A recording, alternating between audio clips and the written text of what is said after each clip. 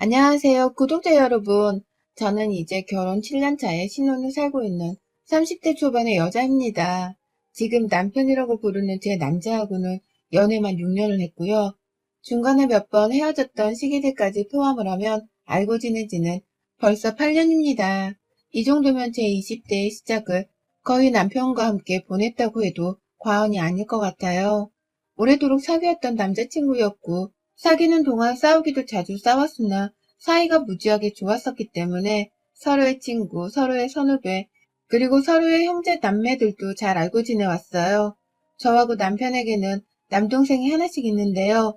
둘이서 데이트를 할 때에 시간이 되면 서로의 남동생을 같이 불러다가 밥을 먹이며 함께 놀기도 했고, 서로의 생일이나 축하해 줄 일이 있으면 누구보다 진심으로 나서서는 함께 축하하는 자리를 가져주곤 했죠.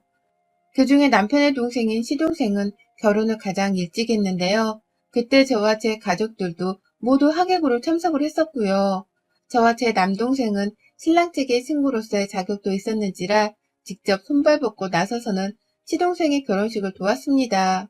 하객들 식권도 나눠주고 서 있고 인사하느라 힘들어하시는 시부모님께 옆에서 음료수도 가져다 드리고 하면서 말이죠. 그때 시동생도 저희 남매 덕분에 그나마 수월히 결혼식을 치를 수 있었다면서 무지하게 고마워했었고, 시부모님께서도 저를 더 예뻐라 해주셨어요. 이렇게 사귀는 동안에는 저희가 서로를 참 귀하게 여길 줄 알면서 연인으로 지냈었고, 그래서 결혼을 하던 당시에는 든든한 내 가족이 몇 사람이나 더 생기는 것이라며 아주 신나했습니다. 남들은 결혼식장에서 울고불고 난리가 난다던데 저는 그런 게 하나도 없었어요.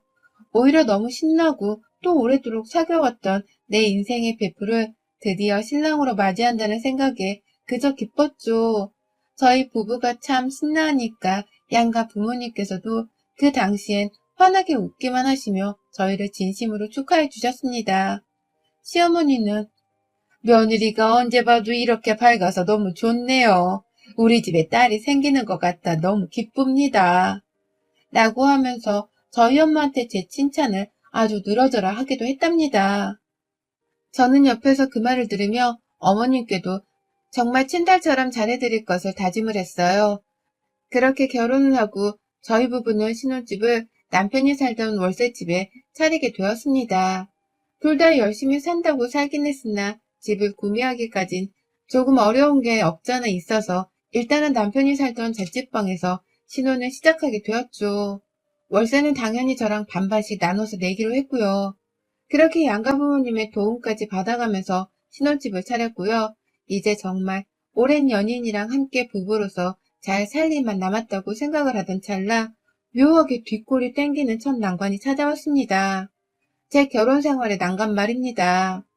제가 정식으로 가족이 되어서는 법적으로도 이 집안의 며느리라는 것이 확정이 돼서 그랬는지는 모르겠으나 우리 시댁 사람들 점점 저를 향해 지나치도록 편하게 굴고 지나치도록 모든 것을 공유하려고 하더라고요.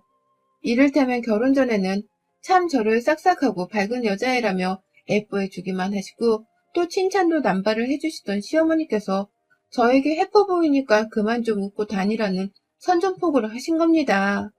저희 집에서 조촐한 집들이 겸 밥을 먹던 날의 말입니다. 연애 6년 하던 시기에 어머님을 자주 뵙기도 했었고 남편네 가족들이 외식하러 가는 길에 초대를 받아 같이 밥도 많이 먹고 했는데요. 해프 보인다며 그만 웃으라고 하는 어머님의 말씀은 저도 처음 들어봤네요. 상상도 못한 어머님의 속마음이었는지라 그 말을 듣자마자 남편도 얼어붙고 저도 얼어붙고 모두가 정말 난감해했습니다. 하지만 불편한 기색 하나 내질 않고서 그냥 어머님이 너무 좋아서 자꾸 웃었는데 죄송합니다. 이제 조심할게요. 라고 하면서 씩씩하게 그 말을 받아쳤습니다. 대놓고 누구 하나 뭐 그런 말을 하시냐면서 어머님을 제지하는 사람이 없었기 때문에 제가 일단 분위기를 어색하지 않게 만들어야 하는 입장이었어요. 그 해답은 씩씩한 척을 더 하는 것이었고요. 그뿐만 아니라 어머님은 그날 간 며느리가 된 저를 정말로 친딸처럼 생각을 하는 건지 밥 먹다 트림을 포함한 방귀를 뿡뿡 끼기도 하셨고요. 저희 집에서 똥을 가득 싸놓고서는 제대로 환기도 시키지 않은 채 문을 꼭 닫은 채 내버려 두다가 집으로 돌아가셨어요. 뭐 똥 싸는 건 자연의 섭리고 인간의 본능이니까 이해할 수는 있겠다만 방귀부터 똥까지 왜 이 모든 것들을 다 며느리가 처음 집으로 초대한 날 저지른 건가 싶어서 저로서는 상당히 더럽게 느껴질 수밖에 없었습니다. 제 마음을 알겠는지 남편도 엄마가 원래 편한 사람 앞에서는 생리현상이 솔직한 편이야 라고 말해주더라고요. 그제서야 저는 알았죠. 제가 남편이랑 연애를 하던 땐 시어머니가 절 편하게 여긴 게 아니라 그저 손님이란 이유로 편한 척을 해주셨던 것이란 걸 말입니다. 그리고 그날 후 저희 시댁에서는 시어머니뿐만 아니라 시아버지까지 나서서는 저를 정말 친딸인 것 마냥 지나칠 정도로 편히 대해주셨어요. 시아버지는 야, 야! 라고 하면서 제 이름을 까먹으신 건지 절대로 제 이름이나 호칭을 부르지 않으셨고요. 저희 집을 예고도 없이 막무가내로 찾아오는 진상짓까지는 떨지 않으셨으나 그 비슷한 행동들은 정말 많이 하셨어요. 시댁은 집이 경기도 남양주에 있고 저희 집은 한강을 건너고 또 한참 달려서 나오는 서울대 부근의 한 동네였는데요. 야, 중간에서 보자. 광진구? 태릉? 어디가 중간이냐? 라고 하면서 시아버지가 대뜸 연락이 와서는 지금 우리를 봐야겠으니 서로의 집 중간 지점에서 만나자며 대뜸 약속을 잡아드셨죠.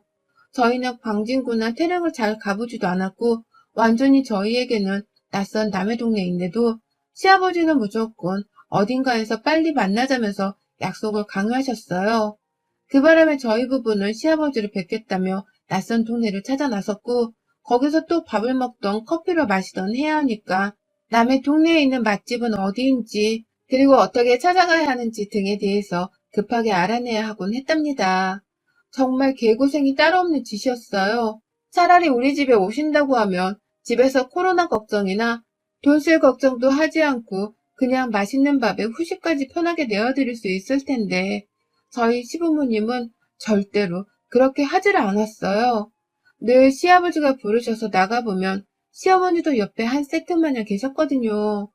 두 분은 작년 한 해 동안 사회적 거리두기로 인해서 미처 못다 했던 음식점 외식을 모조리 다 해보겠다는 건지 오만 식당들을 싸돌아다니면서 밥을 얻어먹고 후식까지 챙겨 드시면서 저희와 함께 시간을 보내셨습니다. 밥도 저희가 사고 후식도 저희가 사고 오만 거 다 지불하고 나면 시부모님은 잘 먹었다. 다음에도 이 동네에서 볼까? 라는 질문을 하고는 남양주로 돌아가셨어요. 저희 부부는 이미 기가 다 빨린 상태였고 남의 동네까지 와서 우린 도대체 얼마를 쓰면 싸돌아다닌 것인가 싶은 생각에 아찔하기도 했습니다. 돈 때문이기도 했고 코로나 때문이기도 했죠. 그러다가 점점 도가 지나치게 되더니만 이번엔 시동생까지 따라 나오더라고요. 저 결혼하기 전부터 제 동생인 마냥 정말 제가 아끼던 애였는데 시동생도 제가 이 집안 며느리가 되고 나서부터는 참 거리감 있게 저를 대하더라고요. 너무 지나치게 저를 편하게 대하고 또 지나치게 자신의 비밀을 공유하려고 하는 바람에 제가 너무 불편해지기 시작했던 겁니다. 시동생은 저하고 남편이랑 겨우 한 살 차이밖에 나질 않습니다. 그런데도 결혼은 선배였기 때문에 저희보다 결혼 생활에 대해 알고 있는 게 많을 것이라고 생각을 했어요. 예를 들면 여자가 불편해하는 시댁 문제 같은 건 말입니다. 저는 시댁 식구들과 너무 오랜 시간을 알고 지냈기 때문에 1년 연애를 하고 결혼을 하게 된 동서하고는 시댁을 대하는 자세가 다를 수 있다고 생각을 했어요. 제가 아무렇지 않게 하는 걸 동서는 분명 불편해할 수 있다고 생각을 한 것이죠. 그래서 시동생이 그런 것들에 대해서 좀 더 조심할 줄 알고 자신의 와이프를 챙길 줄 아는 사람일 것이라고 생각을 했어요. 하지만 이게 웬걸?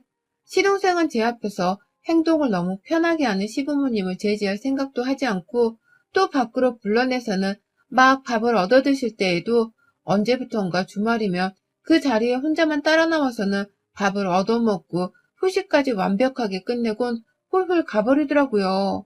도대체 와이프는 어디다 두고서 혼자 나와서는 이 맛있는 거 얻어먹나 싶어서 제가 동서한테 따로 연락을 해보기도 했었습니다.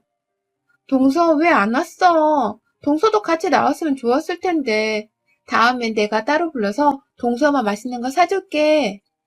라며 기분 좋게 물었는데요. 동서가 너무 의아해하며 어디냐고 묻더라고요. 지금 시댁 식구들이 자기 빼고 모여있는 거냐면서 거기가 어디냐고 하면서 말입니다. 그러니 저도 당황할 수밖에요. 시동생이 마누라한테는 시댁 식구들이 모이는 걸 쏙 빼놓고 말도 안 했다고 생각을 하니까 괜히 제가 중간에서 부부싸움을 부추긴 게 아닌가 싶었습니다. 그리고 아니나 다를까 시동생은 저한테 말하더라고요. 형수님, 이제 제 와이프한테 다시는 왜 안 왔냐는 그런 질문 하지 마요. 저 와이프랑 그렇게 사이 안 좋아요.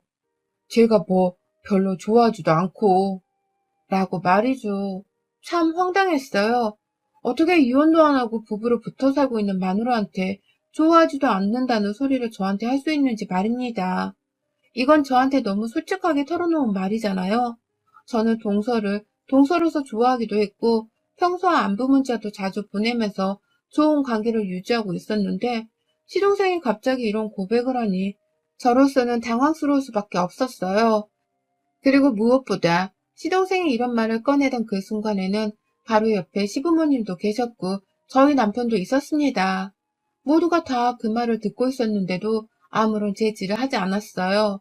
오히려 시아버지는 에휴, 마누라가 남편 마음도 못 얻으면 그게 어디 여잔가? 그건 여자가 아니지. 라는 꺼림칙한 말을 하시면서까지 자기 둘째 아들을 동조하셨고요. 무엇보다 충격적인 건 바로 시어머니셨어요. 그런 시아버지의 말에 고개를 끄덕이면서 아무렇지 않아 하시더라고요. 같은 여자로서 이 상황이 이해가 가는 건가 싶었네요. 화도 났지만 그래도 1000번 이해를 하고 넘기려 했어요. 내가 모르는 두 부부 사이에 문제가 있을 수 있다고 생각을 하면서 말이죠. 하지만 저의 이런 꺼림칙감은 갈수록 배가 되어갔습니다.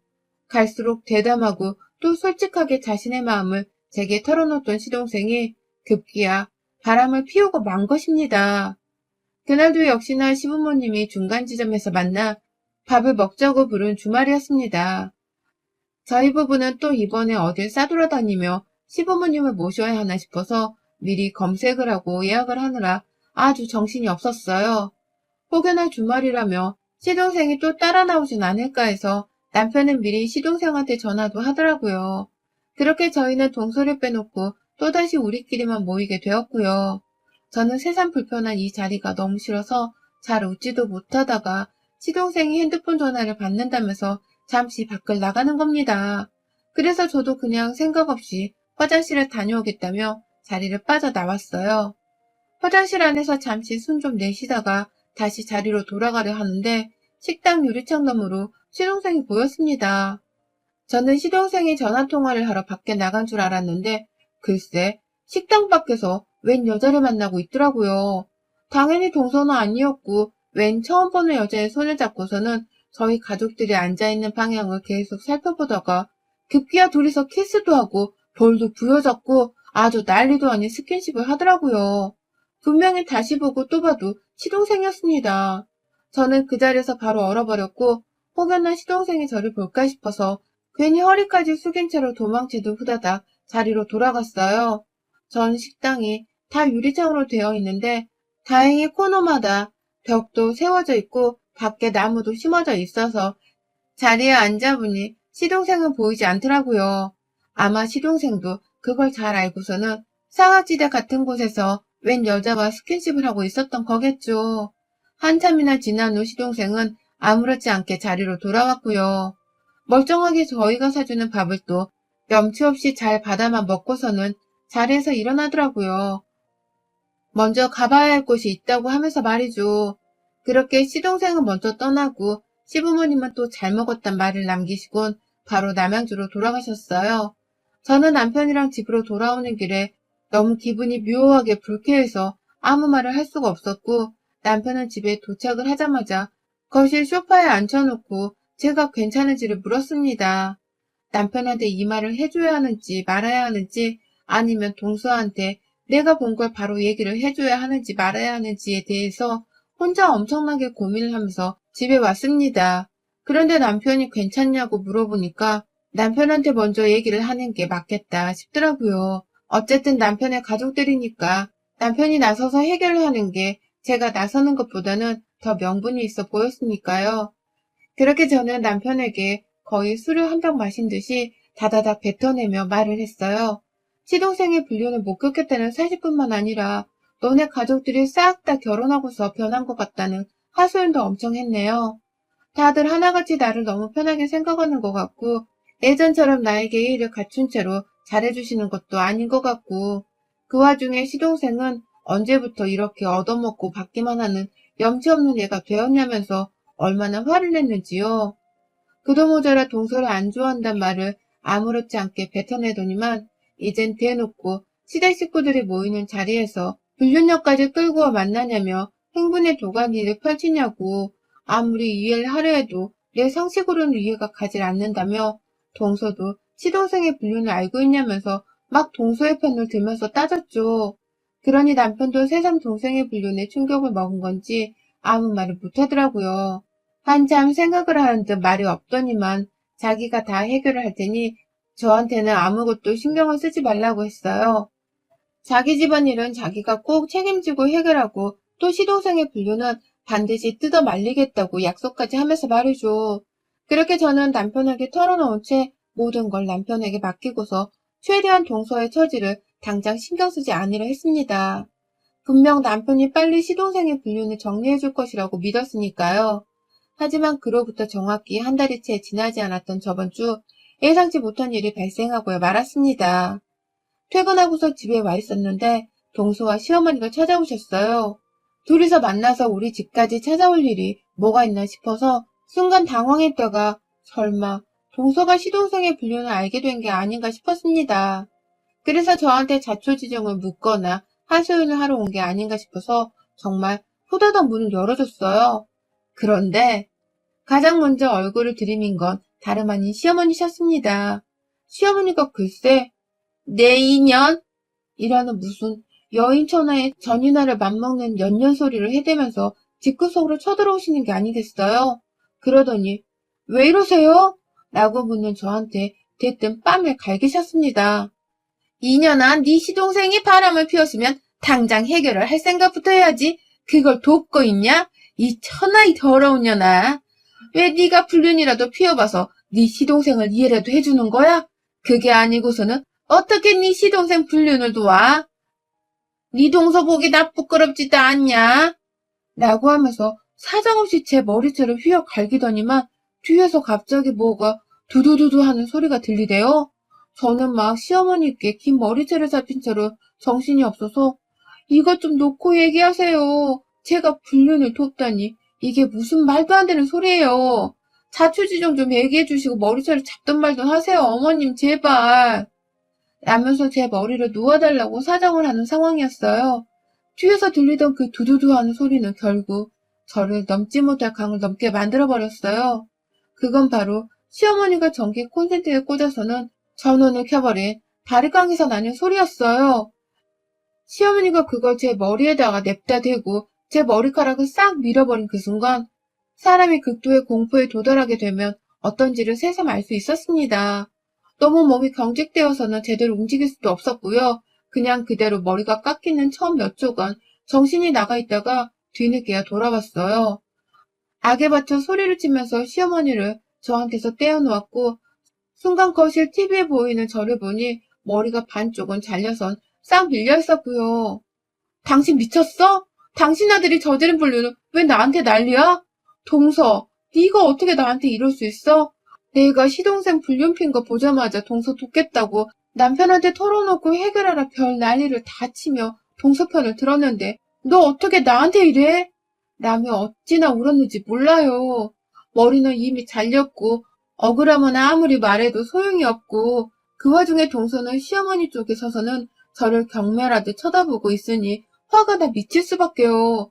그때 남편이 밖에서 소리치는 사람들 말을 듣고는 집 안에 들어왔어요.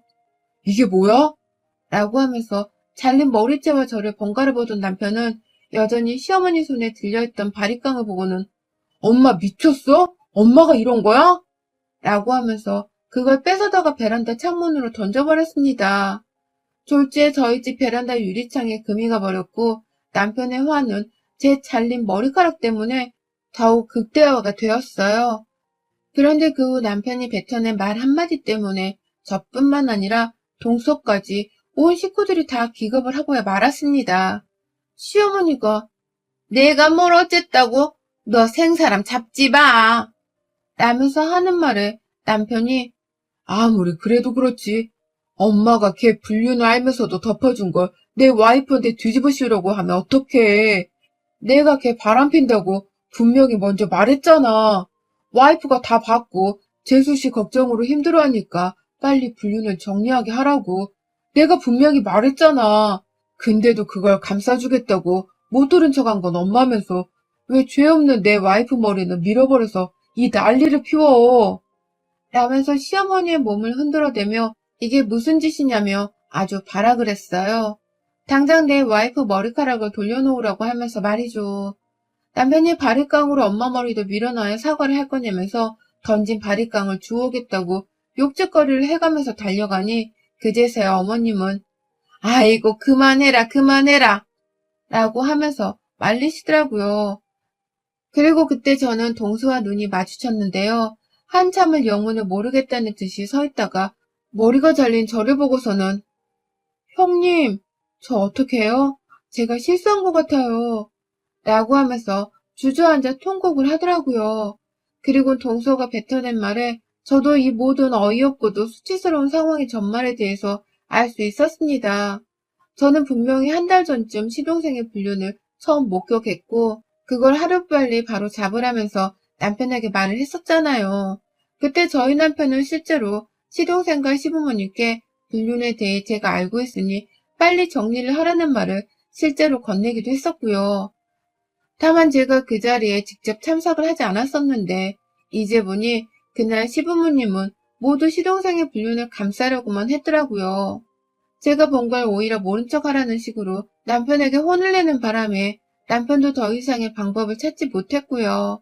그렇게 저한테는 대충 해결이 되었다는 식으로 자기 집안에 치부를 숨기는 거짓말을 했고 저는 그래서 다 해결이 되어가고 있는 줄 알았습니다. 그런데 이제 보니 시동생은 더 열심히 바람은 피워대고 있었고 결국 그 현장을 동서한테 들켜버렸나 보더라고요. 그 길로 동서는 시동생을 끌고 시댁에 쳐들어갔고 남편 바람난 여자의 심정으로 아주 지랄을 해대니까 시어머니는 결국 이 화를 돌리겠다면서 애먼 저를 끌어들인 겁니다. 시동생 불륜을 미리 알고 말리려 했었는데 제가 애먼 시동생의 불륜을 계속해서 돕는 바람에 여태 해결이 안 되고 있었던 것 같다 하면서 말입니다. 그 말에 이성을 잃은 동서는 배신감에 휩싸여선 시댁에 있던 바리깡 하나와 시어머니를 끌고서는 저희 집까지 찾아온 것이었고요. 저희 집에 들어온 시어머니는 자신의 결백을 밝히려고 한 건지 뻔뻔히 저의 머리를 밀어버렸습니다. 그 바람에 저는 영문도 모른 채 시동생의 불륜을 도운 쓰레기 같은 여자가 되어선 머리가 밀려버린 수모를 겪게 된 것이었고요. 그걸 이제야 상황 파악하고서 진실을 알게 된 동서는 미안하다며 무릎을 꿇고서는 울며 사죄를 했고요. 사죄를 하다가 시어머니를 보고선 쌍욕을 퍼붓고 또 그러다가 시동생을 언급하며 죽이네 어쩌네 하는 분노를 들춰내다가 혼자 제풀에 지쳐서는 소파에 들어 눕더라고요. 들어 누운 채로도 이제 어떻게 사냐면서 결혼한 지 몇 년이나 되었다고 바람을 피냐면서 막 서럽게 울던 동서. 결국 저는 제 머리가 밀려버렸음에도 동서에겐 그 어떤 화를 낼 수 없었어요. 그저 이 모든 상황을 미리 알고 있었음에도 해결해 보려 노력하기는커녕 모른 척도 없고 몰랐던 척 남에게 뒤집어 씌우려고 한 시어머니가 잘못이라면 잘못이었죠. 그러니 저도 남편의 어머님인 걸 잘 알겠고 또 제가 한때는 잘 지내왔고 또 좋아라 했던 시어머니인 걸 알았으나 그날만큼은 절대로 봐주지 않으려 했어요. 남편이 들고 있던 바리깡을 빼앗아 들어서는 전원을 켰어요. 그 순간 동서도 드러누워 있다가 일어서며 긴장을 하더라고요. 그 꼴을 보며 전 내 머리만 밀려야 해? 네 머리도 한번 밀려봐라. 이 발찌간 옆에네 같으니. 라고 하면서 시어머니를 끌어잡아 당겼어요. 너도 한번 밀려보라면서 막 잡아당기니 시모는 자기 아들한테 매달리려고 하는데 그 순간 동서까지 합세를 해서는 결국 시모는 제 손에 머리카락이 싹 다 밀려버렸습니다. 진짜 말 그대로 대머리가 되었어요. 그 길로 동서는 저한테 형님, 제가 얼마가 들더라도 형님 머리 꼭 원상 뽑기 시켜놓을게요. 가발이어도 좋고 심어도 좋으니 제가 다 해드릴게요. 저 일단 남편도 좀 조져놓고 다시 찾아봐도 돼요? 죄송해요, 형님. 라고 하면서 몇 번을 더 허리를 숙이며 사과를 하다가 집을 나섰습니다.